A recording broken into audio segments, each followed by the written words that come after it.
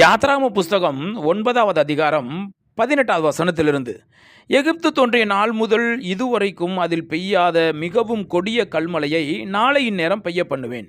இப்பொழுதே நீ ஆள் அனுப்பி உன் மிருக ஜீவன்களையும் வெளியில் உனக்கு இருக்கிற யாவையும் சேர்த்துக்கொள். வீட்டிலே சேர்க்கப்படாமல் வெளியில் இருக்கும் ஒவ்வொரு மனிதனும் மிருகமும் செத்து போகத்தக்கதாய் அந்த கல்மழை பெய்யும் என்று எபிரேயரின் தேவனாகிய கர்த்தர் சொல்லுகிறார் என்று அவனுக்கு சொல் என்றார். பார்வோனுடைய ஊழியக்காரரில் எவன் கர்த்தருடைய வார்த்தைக்கு பயப்பட்டானோ அவன் தன் வேலைக்காரரையும் தன் மிருக ஜீவன்களையும் வீடுகளுக்கு ஓடி வர பண்ணினான்.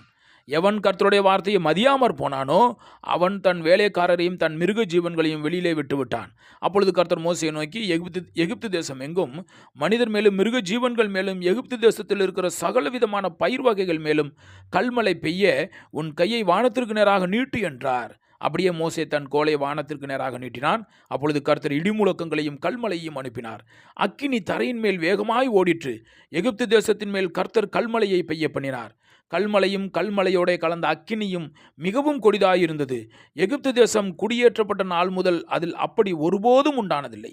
எகிப்து தேசம் எங்கும் மனிதரையும் மிருக ஜீவன்களையும் வெளியிலே இருந்தவைகளோ அவைகள் எல்லாவற்றையும் அந்த கல்மழை அழித்து போட்டது. அது வெளியின் பயிர் வகைகளெல்லாம் அழித்து வெளியின் மரங்களையெல்லாம் முறித்து போட்டது. இஸ்ரவேல் புத்திரர் இருந்த கோசேன் நாட்டிலே மாத்திரம் கல்மழை இல்லாதிருந்தது. அப்பொழுது பார்வோன் மோசேயையும் ஆரோனையும் அழைப்பித்து, நான் இந்த முறை பாவம் செய்தேன், கர்த்தர் நீதியுள்ளவர், நானும் என் ஜனமும் துன்மார்க்கர், இது போதும். இந்த மகா இடிமுழக்கங்களும் கல்மழையும் ஒளியும்படிக்கு கர்த்தரை நோக்கி விண்ணப்பம் பண்ணுங்கள், நான் உங்களை போக விடுவேன், இனி உங்களுக்கு தடை இல்லை என்றான். மோசே அவனை நோக்கி, நான் பட்டணத்திலிருந்து புறப்பட்ட உடனே என் கைகளை கர்த்தருக்கு நேராக விரிப்பேன், அப்பொழுது இடிமுழக்கங்கள் ஓய்ந்து கல்மழை நின்றுவோம், அதனால் பூமி கர்த்தருடையது என்பதை நீர் அறிவீர். ஆகிலும் நீரும் உம்முடைய ஊழியக்காரரும் இன்னும் தேவனாகிய கர்த்தருக்கு பயப்பட மாட்டீர்கள் என்பதை அறிவேன் என்றான். அப்பொழுது வார்கோதுமை கதிர்பயிரும் சணல் தாழ்பயிருமாயிருந்தது. அதனால் சணலும் வார்கோதுமையும் அழிக்கப்பட்டு போயிற்று. கோதுமையும் கம்பும் கதிர்விடாதிருந்ததால் அவைகள் அழிக்கப்படவில்லை.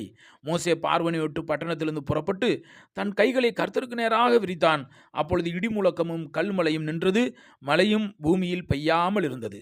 மழையும் கல்மழையும் இடிமுழக்கமும் நின்று போனதை பார்வோன் கண்டபோது அவனும் அவன் ஊழியக்காரரும் பின்னும் பாவம் செய்து தங்கள் இருதயத்தை கடினப்படுத்தினார்கள். கர்த்தர் மோசேயை கொண்டு சொல்லியிருந்தபடியே பார்வோனின் இருதயம் கடினப்பட்டது, அவன் இஸ்ரவேல் புத்திரரை போகவிடவில்லை.